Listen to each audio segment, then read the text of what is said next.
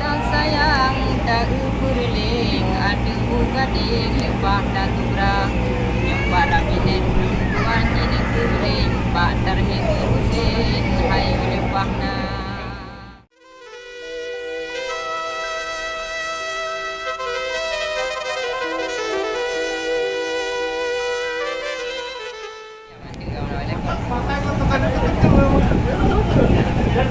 Assalamualaikum warahmatullahi wabarakatuh.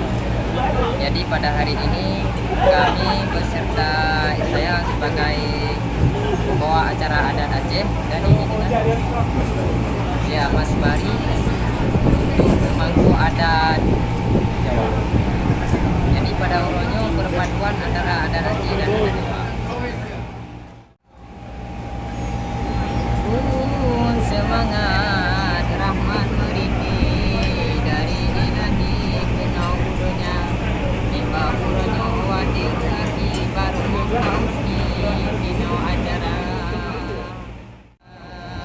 jema di sampingnya abang Bari tiganya hayaki kutiman ada Jawa teman di ulung ada mulia di kutiman teni Aceh mulia.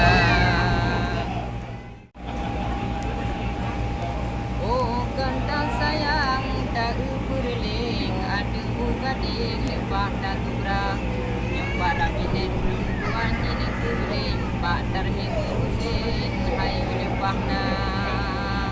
Musim timur dalam bukan musim barat dah pula lada pak terminggu hutan hebatnya ada kubakan tidak nyaman kendali wahi saudara tiba uranya pegat acara berehan taki pak rumah pak Husni wahi saudara dimandikannya Dewan DPR RI pilih Pak Komisi di nomor 3 tanya berdoa basiro ilahi acara hari ini kelancar semua dan presentara baru adik Ramadhani penuh hayati wahi saudara enok kudile habat tarawih Pak Ado Mulyadi yang mata muda kena acara lom tabrek darah baru kena ini kena saksikan hayati